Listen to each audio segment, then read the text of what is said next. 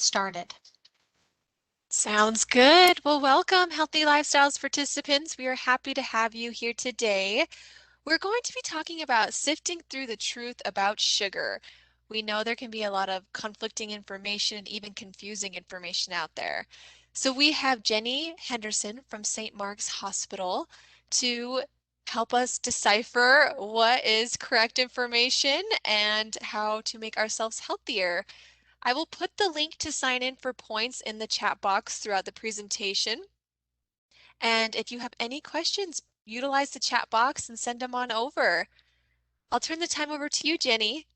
Thank you. As introduced, my name is Jenny. I am the coordinator for our diabetes program. I'm also a registered dietitian and a certified diabetes educator.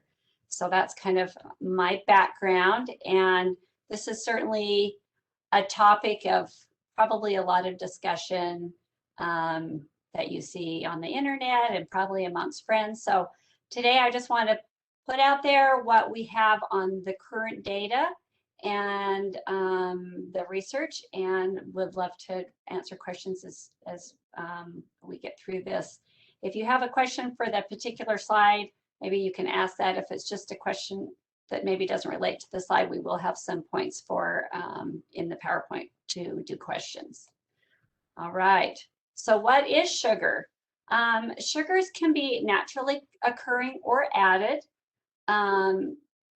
Part of what a plant makes is sugar in some places, and that would be in fruit and in grains. Grains are mostly in the carbohydrate form that are broken down into sugars. So they are sugars connected in long chains when you look at them in their chemical structure. And the main purpose of carbohydrates is to provide energy for our bodies. Those carbohydrates are going to be broken down into sugar. So today we're kind of focusing on sugars, but know that carbohydrates in the form of starches are composed of what your body would break down into sugars. So naturally occurring that contain sugars in those small molecules that we know as sugar would be fruit and milk and some grains. Added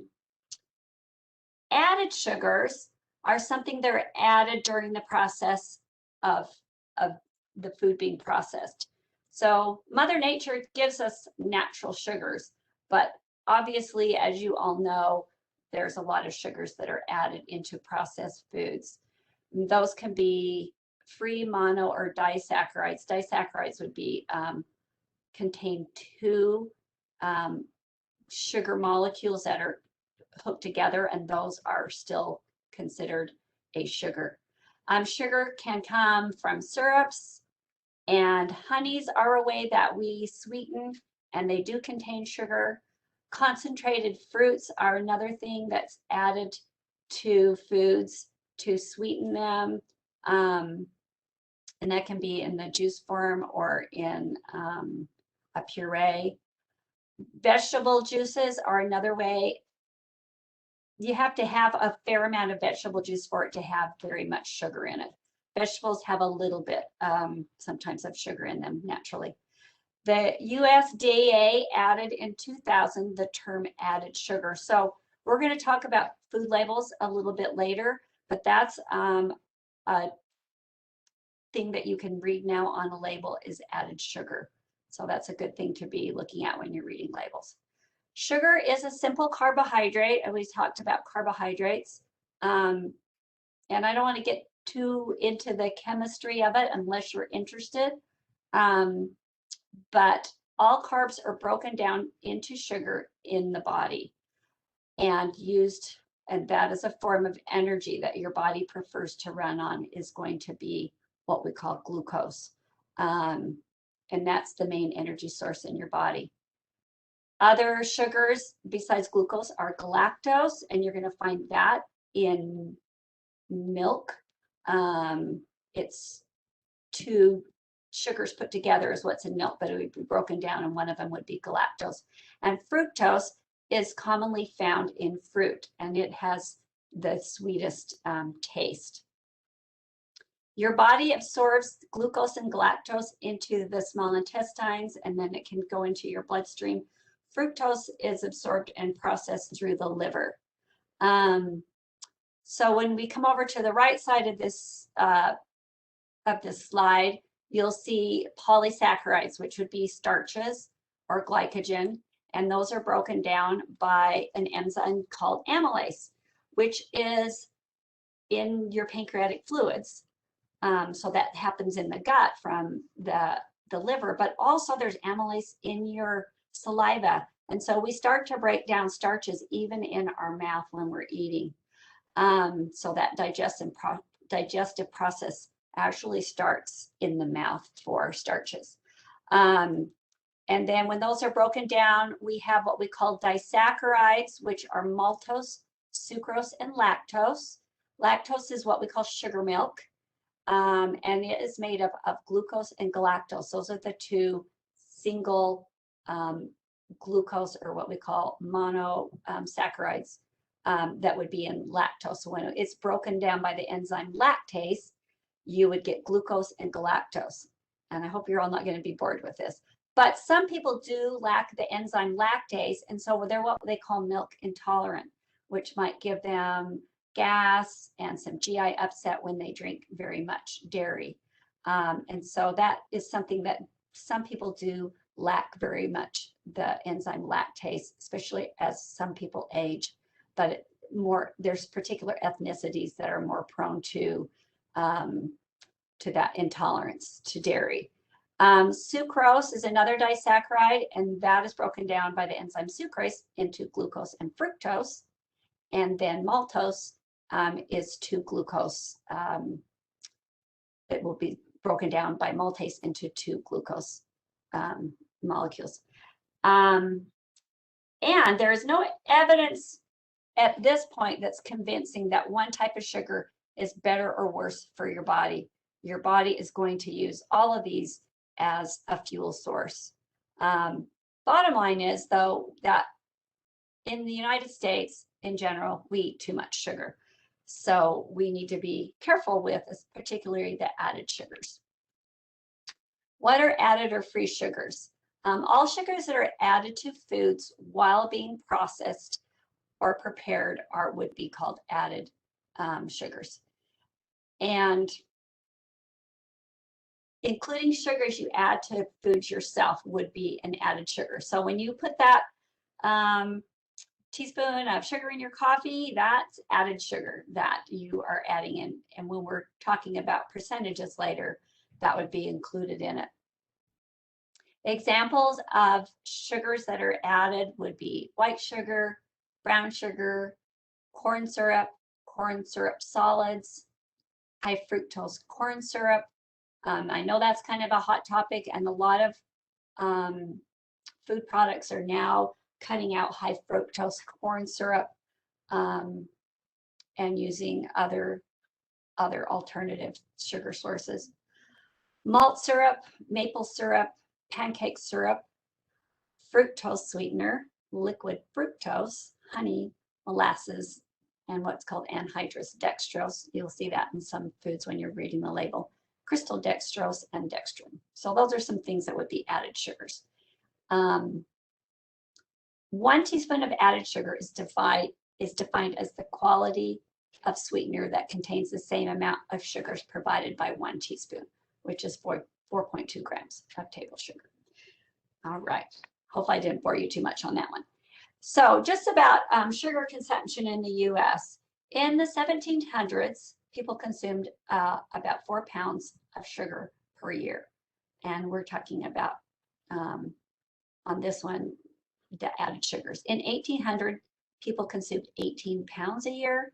And by the year 2000, we're now at 66 pounds a year. So you can see how sugar consumption has definitely kind of skyrocketed over the years. Added sugars account for 14.1% of the total energy intake for Americans. And if you look at a teaspoon of sugar, that would be 4 grams. So when you're reading a label and it says 4 grams of added sugar, that's basically a teaspoon. That's an easy way to kind of think of it. And 120 teaspoons would equal 1 pound of sugar. So just to kind of give you kind of a picture of the added sugar. Sources of added sugar in the American diet, and when you kind of go back in history and think about what we've done with fast foods and how that has grown, you can see the soda energy sports drink is the majority of the added sugar in the diet. And so these sweetened beverages are a place where sugar has really crept into our diet because of the increased consumption of those products. Grain desserts, so baked goods, cookies, things like that, cakes, those would be 12.7. Fruit drinks, 8%, candy, 6.7%, dairy desserts, so like ice cream, would be 5.6%, and other sources, 14.5%. So just kind of a picture of where those added sugars are coming from. So research does say that increasing sugar in your diet is associated with weight increase. Adults who consume less sugar generally have a lower weight. Children with high intakes of sugar are more likely to be overweight or obese. Also, the rate of tooth decay is higher with a sugar intake that's over 10% for adults and children. So that can be, those are going to be some, for sure, things that we know of. The American Heart Association has made some statements, and including that increased intake of added sugars may raise blood pressure. Also, elevations in fasting plasma triglycerides. So when you have your blood drawn from your doctor and they say your lipids look good, triglycerides would be part of those. So we don't want triglycerides to be elevated. That increases risk for heart disease. In the patient population I see with diabetes, triglycerides are often elevated and can be associated with poor blood sugar control as well. And so those high triglycerides are consistent with diets high in sugars. Sugar appears to be associated with, those high increased triglyceride levels. They're unclear as to the mechanism, but they know there is an association. Some studies suggest that high sugar levels are because of increased inflammation and oxidative stress, that they can see those oxidative stress markers in the body. The American Heart Association statement continue with this. It says, because overweight and obesity are complex issues, it's unlikely that a single food or food group is primarily caused. So when you go on Facebook and it's like 5 foods you shouldn't eat, we really want to look at the big picture and not make one food a villain, but have balance and trying to make choices based on the whole food and kind of what it offers to you. In recent studies, higher intake of soft drinks were associated with higher weight and loss of other nutrients and worse health. So other chronic diseases associated with that higher intake of soft drinks.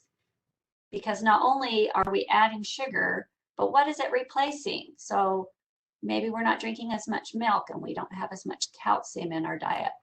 That can be correlated with osteoporosis, on and on. So we just want to, that's one of probably the take-home messages for today is maybe take a look if you are drinking soft drinks that do have the regular soft drinks that are sugared, trying to cut back and trying to find some better choices, because that's a lot of weight. That's a way to add a lot of added sugar into your diet pretty easily, and calories. Continue with this, a reduction in added sugars is one way to achieve a reduction in weight. So I've had people who come in and just by cutting out their regular soda because they had a pretty bad habit with it, and really without making many other changes, they've got improvements in their diabetes control, and they're losing weight. So that can be a really first place to start. So in terms of liquid versus solid, some statements that made by the American Heart Association: weight gain may occur with greater caloric intake from fluids than from solid foods. So it's pretty easy to drink 2 cups of juice, bang, like that. But that would be the equivalent of 4 oranges. You're probably not going to eat 4 oranges, but it's pretty easy to drink that many calories in juice. So that's another way to quickly add calories and sugar is in the liquid form. There's a weak satiety signal with liquids, and these can include, basically any sweetened beverage. So we want to watch for juices and sodas, things like Gatorade, even sweetened things like sweetened milk is a way where we add a lot of sugar.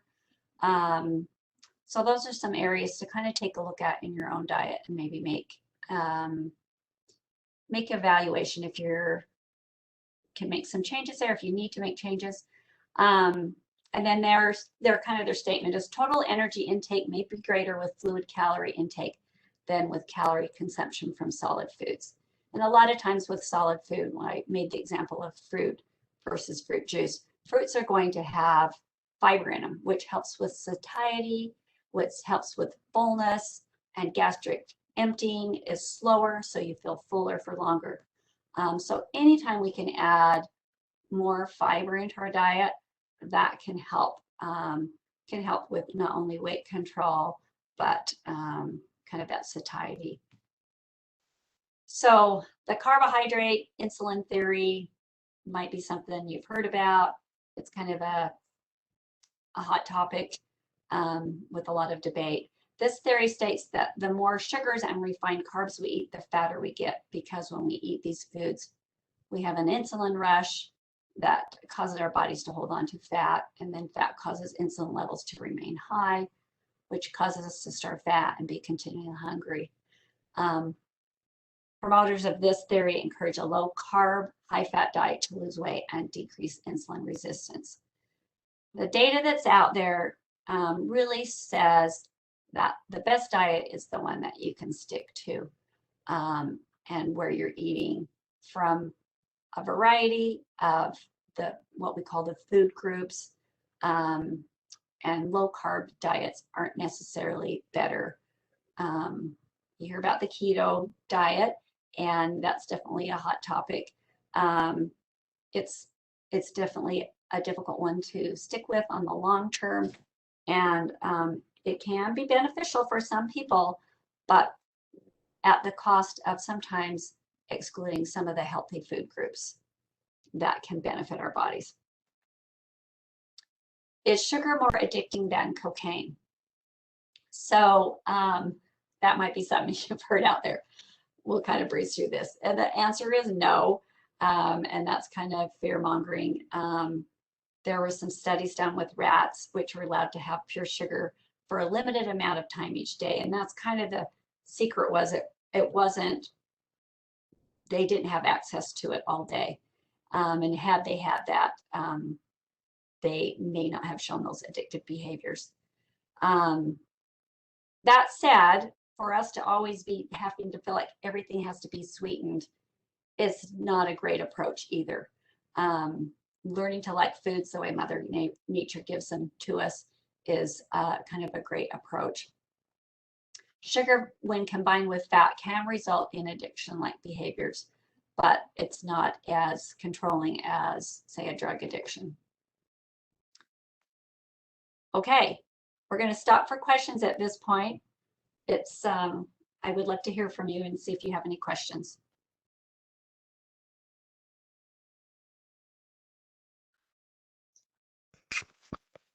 Jenny, can you see the question that's there, or would you like me to read it to you? I would like you to read it. I'm not seeing it. Okay. The question is, does she know why commercially, whether small bakery or industrial, made desserts are very sweet? So many types of sugar on ingredients list. Doesn't the FDA have any say on this because it affects the public's health? At this point, there is no mandate. There are some mandates in the schools now about like vending machines and what they are doing with their meals. But in terms of public health, the only thing that's really come out is the food labeling that's required. If it's very small distribution, then there's not required, but that they do list the ingredients and the calories. And when you read an ingredient list, just know that the first item that's on the list is in the by weight, so is the largest quantity. So if it's really far down the line and you see sugar way down there, there may not be very much in it, but if you have the label, you can look and see how much added sugar is in there. So reading labels is a really great thing to do. But now restaurants, if they're a larger chain, they are required to either have that online so you can look that up, the nutrition information, but they list now, a lot of places are listing calories, so that helps you make a better food choice in the fast food realm. So they don't restrict that you can you can only add so much sugar. There's really no mandates out there. So, but that's an excellent question. I guess we have to self-govern to some degree. Another question is, will you be addressing aspartame? I didn't put it on the slide, but we can talk about that if we get through it. I figured we might have some questions about that. So that's kind of a whole nother area because we're talking about sugar, not sugars or low-cal sweeteners. But I'll try and make sure we have enough time so I go over that at the end, if that's okay, because I would like to kind of get through the majority of the slides. Any other questions? Let me go back, sorry. Yes, we just had another one come up. It says, do you know if sugar lights up pleasure areas of the brain to the same degree as cocaine? I know you kind of mentioned that a second ago, but maybe you could go over that one more time. Well, there is some, stimulus there. It is one of the actual, on your tongue, you only really have 6 senses, and one of them is sweet. So you're definitely getting some stimulation there. Salty is another one, and so for some people, that's one that they struggle with. So like I said, it's not shown to be as addictive, but those behaviors to always have things have to be sweetened, it tends to build. So in terms of research that's out there, I'm not sure that there's a lot of great research on that I can cite. But I think there's definitely a lot more research going on in those areas that we hopefully will get more direction on, that maybe we can start to have a little bit more public health mandates in that direction. So I hope that answers your questions about that. Was there another question? I'm not seeing any other questions at the moment, so you can continue. Thank you. Okay, you bet. The American Heart Association recommendation, sorry. They have just said over the past 30 years, the total calorie intake has increased by an average of 150 to 300 calories per day. And approximately 50% of this increase comes from liquid beverages. So we talked about those sugar sweetened beverages as an area of concern. And consequently, because of this average intake in calories, our obesity rates continue to climb. And at the same time, there has been no apparent change in physical activity. So this is another, we're not talking about sugar, but if you're more physically active, you're going to be able to eat more calories, and then you probably have room for a little bit more leeway in terms of some added sugar. Likely that weight gain over the same period related to added sugar intake, although insufficient evidence is available to confirm the link was directly from sugar. Obesity is a multifactorial condition and requires a multifaceted approach. including reducing added sugars is definitely a component of that.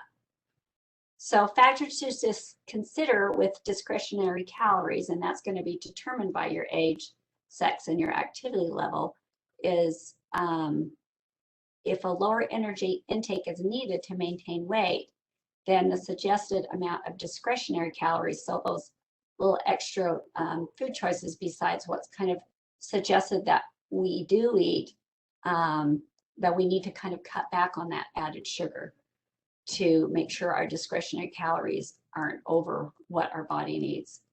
And kind of dividing those between fats and added sugars is a kind of a good way to do that. So it's just not all your discretionary calories are coming from sugar. Also, discretionary calories would include alcohol because those don't provide any nutrition to your body and do provide calories. So this is just what's recommended for 2,000 calorie diet by the US Dietary Guidelines. So what I'd like you to do is kind of take a look at this, and we'll kind of go through it and see if there's an area where maybe you could do a little better, and maybe cutting back on a little bit of your either discretionary fat or sugar, and kind of making sure that these foods are happening. So dark green vegetables, they're recommending 1.5 cup servings per week. And we want to get back up to the top. Here's the 2.5 cups of servings of vegetables a day. I'm a big promoter of vegetables, and most people need to do a little better job with their vegetable intake.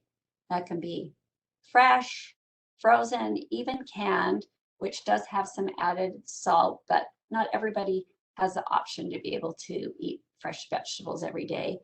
And in terms of nutrition, the frozen vegetables are a great option, especially if you live by yourself and you feel like, well, if I buy fresh vegetables, I end up throwing half of them away.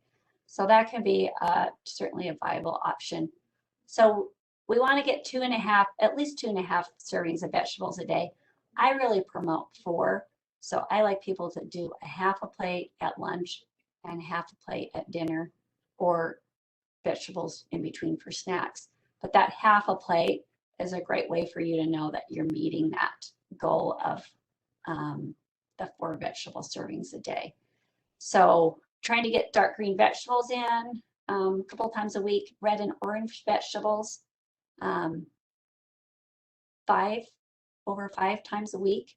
So think about that. So you can see we want color, we want variety in our vegetables. Beans, peas, and lentils. For some people, these have a bad rap because, oh, they're high in carbohydrates, but they're also very, very high in fiber, and they're very beneficial for preventing heart disease. And so these are really a superstar food that people don't really talk about, and we'd like to have at least 1.5 servings a week of those. They also are high in protein, so they have a lot of great things about them. Starchy vegetables, so that would be like corn or potatoes, green peas, 5 of those a week, and other vegetables 4 a week. So that kind of adds up to that 2.5 a day. So maybe you can see if you're getting all those included in your diet. And I know potatoes have a horrible stigma about they're horrible. They do have a lot of starch in them, and some are better in terms of what they do to your blood sugars. They do provide energy in that carbohydrate, but if we can eat the potatoes that are less processed, so we're including the peel, now we've got fiber in there, and that's a healthier choice. Fruits, 2 fruits a day. And in terms of fruit, we would like them to not be like a processed fruit per se, but trying to have, the whole fruit is a great option because we get the fiber with it. So 2 fruits a day. In terms of grains, 6 servings or 6 ounces of grains a day. And so we would like to do more whole grains than refined grains. So when you talk about a white bread or a wheat bread, we'd want to have wheat bread more often than the white bread. Anytime we can have that fiber in there. There's great benefits from that. And most Americans do not have enough fiber in their diet. It's great for gut health. So I'm a big cheerleader for fiber. Dairy, 3 servings a day. If you are somebody who chooses not to have dairy, then you would want to have something with calcium in it. So a dairy substitute type food that's got calcium. Protein foods, 5.5 servings. And then this kind of breaks down meat, poultry, eggs, seafood, nuts, seeds, and soy products. Seafood is a great lean protein. And so that's a great choice that maybe some people don't have as much, but it can be a great choice. Also, nuts and seeds have fiber and they have great health benefits. So those are great snack options, as well as can be protein in the form of nut butters for a meal. Oils, the 27 servings a day, I'm trying to limit those to be more of the unsaturated fats. So cooking with oils, canola oil, olive oil, those are great choices. So that's kind of the breakdown of that. Jenny, I have a couple of questions. Okay. One is, I have read corn raises your sugar levels. Also, are plain baked potatoes going to make you gain weight or not? Great questions. Let me go with the corn first. So corn, obviously you see corn syrup coming from corn. So corn does have some natural sugars in it, but corn also has a lot of fiber in it. So it's not a food that should be taboo, but it's about portion control. So we would want to do like a 1/2 cup serving would be what we call 1 serving in those grains. But corn syrups, where they're processed, those are going to be added sugars. And so we do want to stay away from corn syrups. But corn in and of itself is going to have more calories. So it's a starchy it's a starchy vegetable. So potatoes and corn, they have more calories for the same portion size than say broccoli or cauliflower or salad. So we do want, it is about portion control with those. So if you have that big giant stack of mashed potatoes on your plate, we really need to watch the portion size and limit that and have, so the question about the potatoes and the corn, if you had huge piles of corn, big potato every day, yeah, you might gain weight just because of the portion control with it. So we want to have, I always tell a fist is a good size, kind of be portion control, which is about a cup. Trying to limit that is a good guide. So I hope that answered the questions for both of those. Great. Thank you, Jenny. I do have one more question. Mm-hmm. My brother is pre-diabetic and eats mostly protein. Too many carbs in anything else, he says. Does the fiber in veggies even the playing field at all? Yes, it does. There are some carbs in the vegetables, and by eliminating whole groups of, so if he's not even eating any vegetables because they have carbohydrates, that's definitely not a great idea because of the fiber that's there and the gut health that we get from that.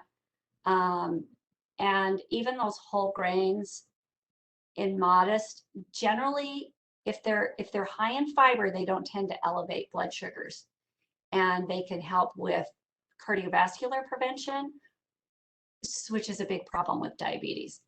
And so if we're just eating proteins without any fiber, there's some health risks with that and kind of drawbacks. Did that answer his question, the person's question about vegetables? Okay, let me know if I didn't address that the way they meant it. Okay, we're going to go on. These are just some dietary guideline recommendations from the American Heart Association and the USDA.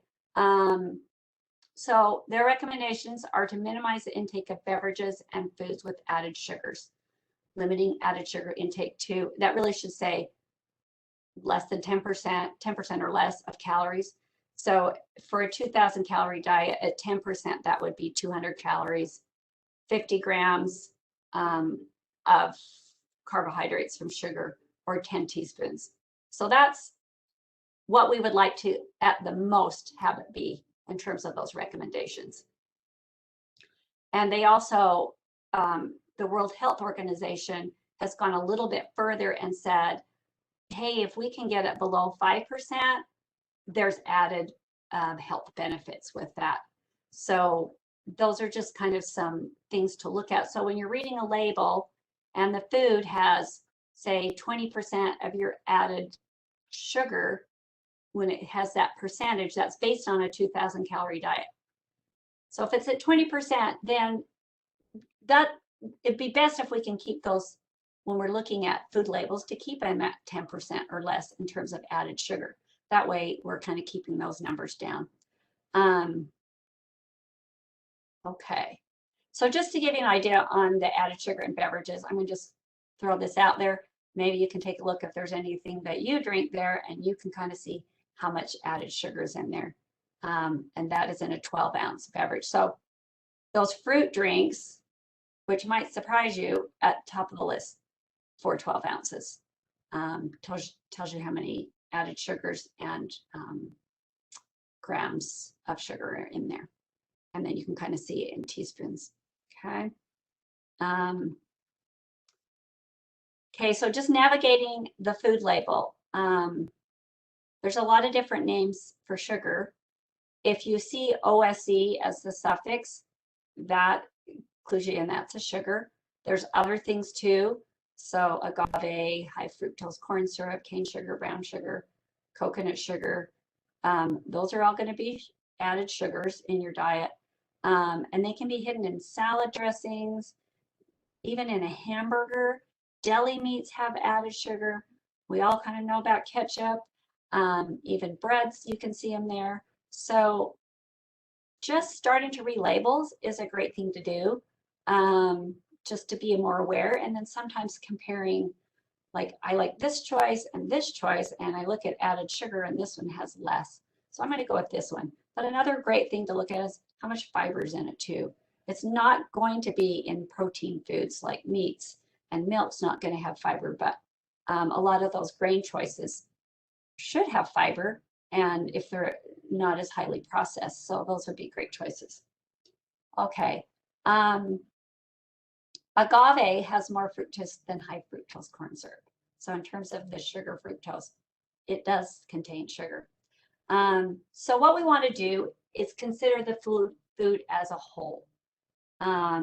What other things does that food offer? So, so let's take corn, for example, that we talked about. So that's going to have fiber in it. So that's a great choice. We talked about beans and legumes. Those are not added sugars, but those are high in starch, which does break down to sugar.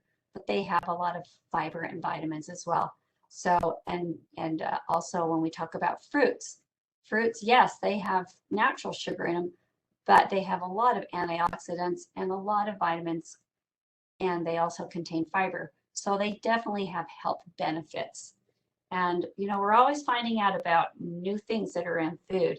If it's a kind of a processed concocted food, then it's not going to contain those things that Mother Nature throws in there that can be beneficial for our body. So this is the food label, the two, like the current, or the what I call the old label and the new label. You'll see both of those out there now when you're buying a product. Kind of the way to key in on it is that you can see these calories in a really bold, larger print, and that's the newer labels. And they have, when you come down here to where it says 4, so it's under total carbohydrates, you're going to see dietary fiber. Yay, we like that. So the more the merrier on that. Total sugars, that can be what's naturally and added. So it gives you the total on that, but also now it includes added sugars. And we want to try and, I kind of talked about trying to get things that are 10% or lower would be make for a great option. So these are some of the changes that you'll see. They've gone to serving sizes that are more realistic as to what people eat. And always when you're reading a label, and it was on the old one, but you want to take note of how many servings are per container. And that's a good thing to note. Obviously, the calories are in much bigger, bolder print, which is great. Total fat has the saturated and the trans fats, but no longer do you see total fat kind of percentage daily value. Calories from fat have been removed because research shows the type of fat consumed is more important than the amount. So it doesn't have the calories from fat on there anymore. But we do, kind of want to limit those saturated fats and trans fats. Those are the ones that don't have, that have some health consequences. And then there are some changes in the nutrients. They have added vitamin D because that tends to be something that in the United States, we find a lot of people have low vitamin D levels, and potassium is now required on the label as well. Because that's another one that Americans don't always get to the recommended amount.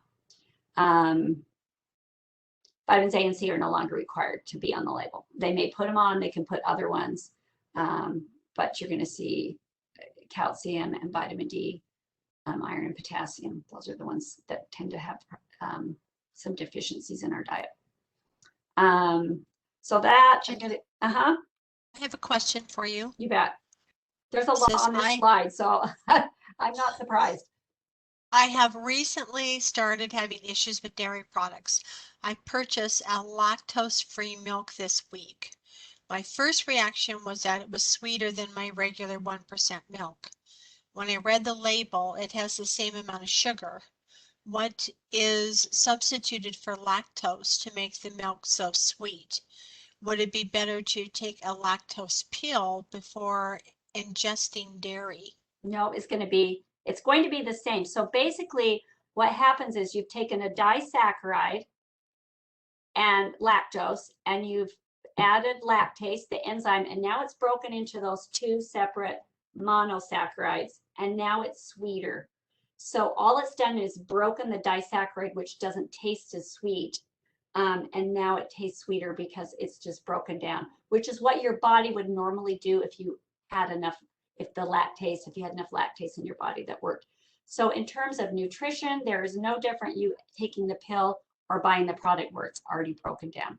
So you could do either one. Okay, but it is surprising how much sweeter it is once we break that disaccharide into the two monosaccharides. Okay, any other questions besides that one on that slide? Okay. I have something that's a little off on it, but Okay. This gentleman wants to know, does pan frying vegetables in olive oil change the olive oil so that it becomes a bad fat? No, it doesn't. You don't want to have it get to the smoke point where you see kind of smoke coming off of the oil, because then there are some changes that are not helpful. So, and you can buy some olives or some olive oil combinations that have a higher smoke point. So you just want to make sure you're not seeing that kind of smoke coming off the oil. But olive oil is a great choice. You can also toss those vegetables in olive oil and roast them in the oven is a great choice too, for cooking those vegetables that come out really beautifully and have a great flavor. Okay. Factors to consider. I'm trying to see how many more slides we have here. Just, there's a lot of stuff out on the internet. We usually want to go with government sources in terms of, or reliable sources when we're considering some of these things about sugar, and because there's a lot of fear mongering out there. And we do want to make sure that we're considering portion control. So it's maybe better to have a little bit of a treat every day than have a cheat day where all you do is eat sugar all day long. So portion control is a thing that you want to kind of consider. And we always want to consider what nutrients are offered by our food choices. And we're trying to overall have a healthy diet, less processed, more the way Mother Nature gives it to us. And we're trying to, incorporate more of those foods. And that helps us eat less of those processed foods and the added sugar. And there's just kind of a thing here. If moderating your sugar intake is a challenge, ask yourself, why am I eating it to begin with? So sometimes it might be a stressor. When you have stress in your life, you reach for that, that bag of M&Ms. So maybe getting a game plan for some better choices and kind of cluing into why you're eating. Sometimes that doesn't even have anything to do with hunger, and trying to work on better reactions and ways to reach out when you have that stress.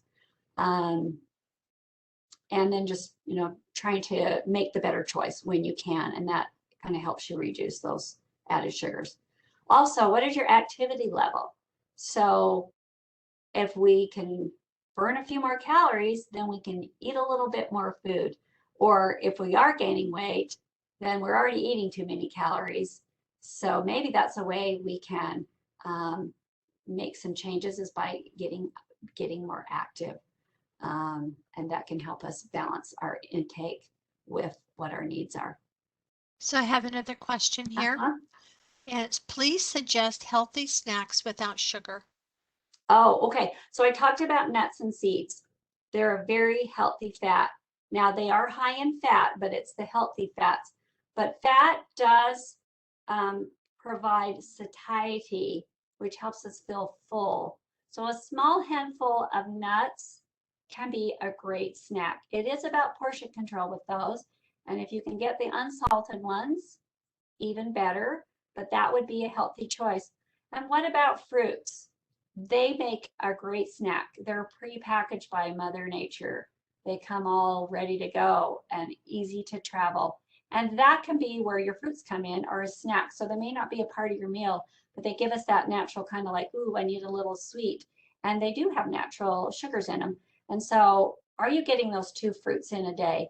If you're not, maybe they can replace some of those sugar foods that you're having, or those unhealthy kind of salty snacks like maybe chips, and we can substitute fruit in there. So that would be a great choice. Always vegetables are a great choice. And I think if we can pre-plan our snacks for the next day, that's what I do, so that when I'm hungry, then I have them ready.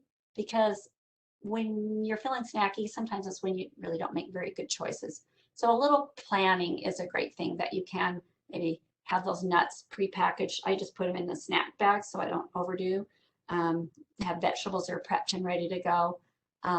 Those can be even a lean protein's a great choice. So maybe you're having a hard-boiled egg, string cheese.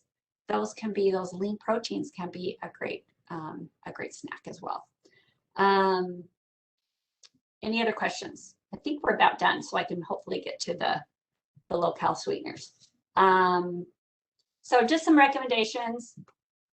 What are you doing about sugar beverages? Trying to cut back or eliminate those is a great thing to be working on.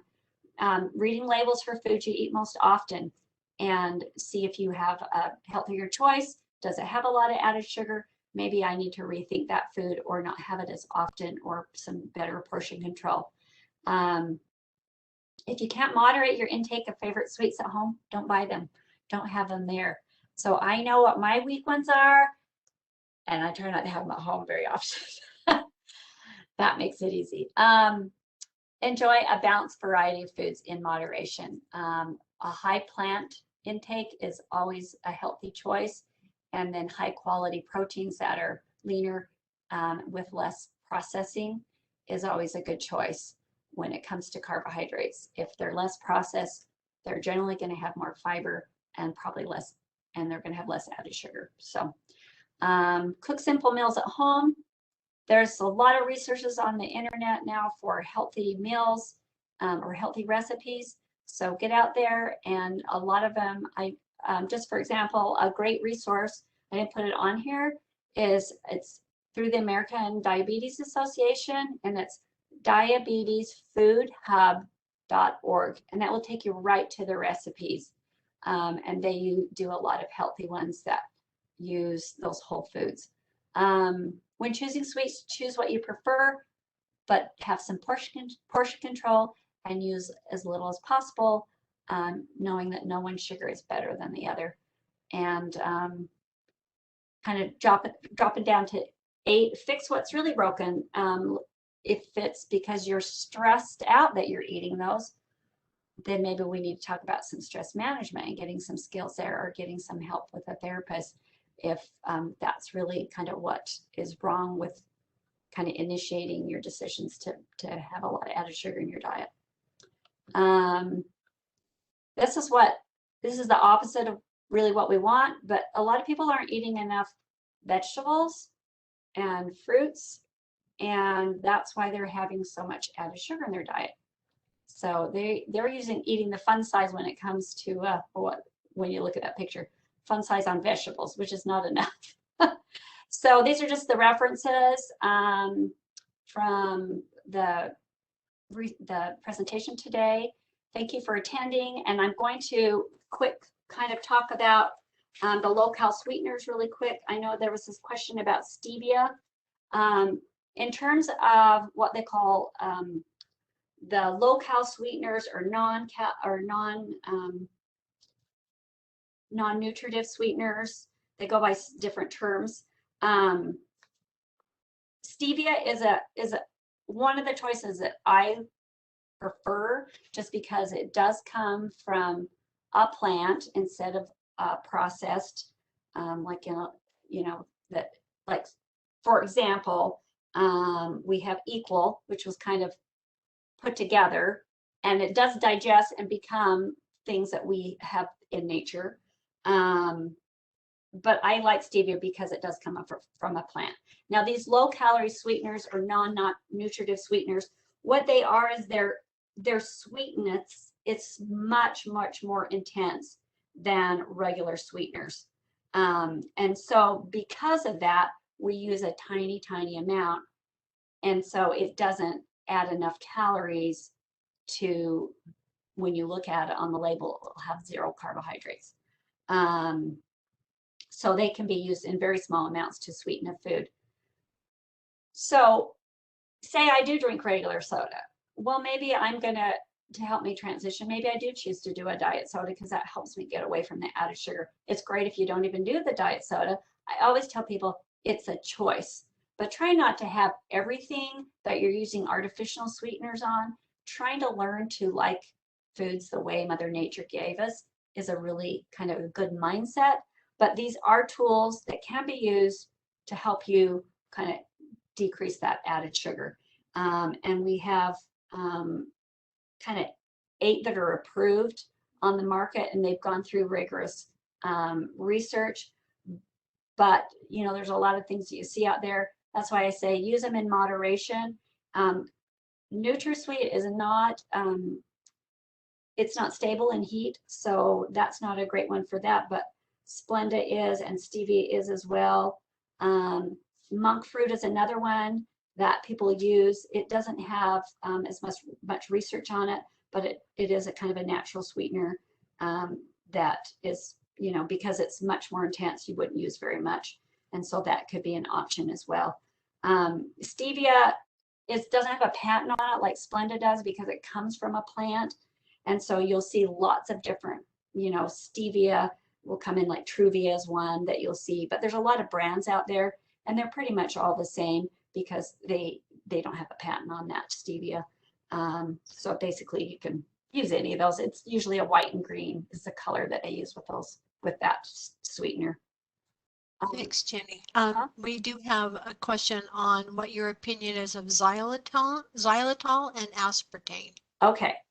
So xylitol is a sugar alcohol, and I didn't really put that on this slide, but it has about half the caloric value of regular sugar.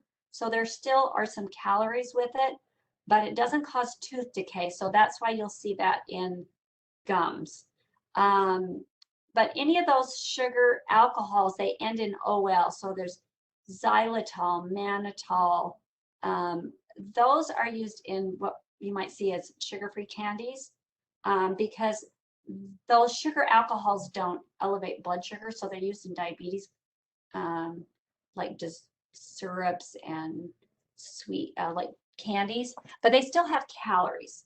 So, but they don't affect the blood sugar like regular sugar does, and they also don't cause tooth decay. The thing that you do have to watch with the sugar alcohols is, for some people, especially if they eat them in excess. For example, my son-in-law told me about, he bought gummy bears and he didn't know they were the diet ones, and he ate a whole bunch and he had horrible diarrhea. So they can cause diarrhea. It's a side effect of those. So if you're going to use those, don't go overboard with those because you might have a reaction to it. But they are what we call a sugar alcohol. Great question. And what about aspartame? Oh, aspartame. Forgot about aspartame. So that was NutraSweet.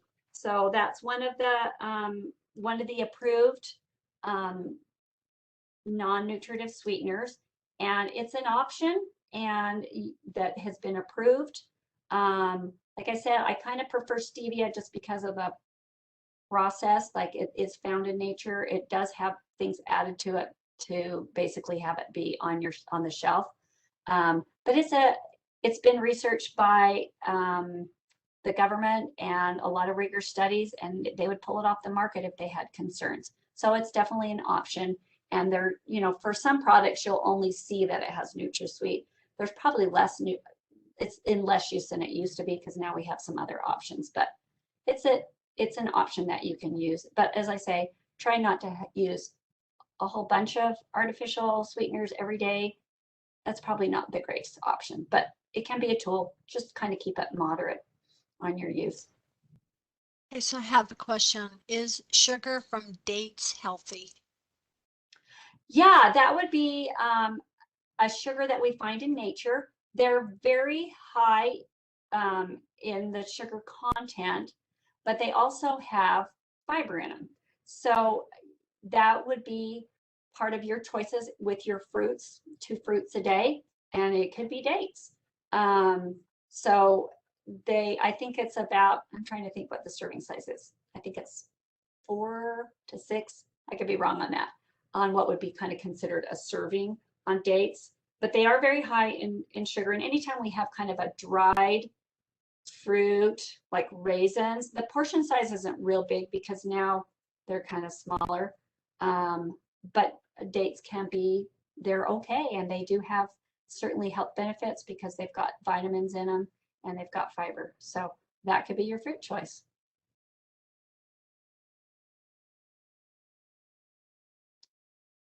I'm not seeing any other questions. Would anybody like to put in one more question before we call this a presentation?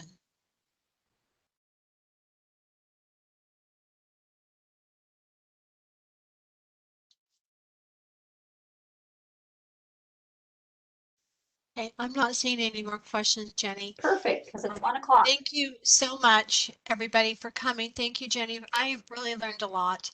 I really appreciate it. We're getting a lot of thank yous in the comment boxes. Right. So thanks. And everybody, I will be sending the PDF of this presentation to Sadie, Sadie May.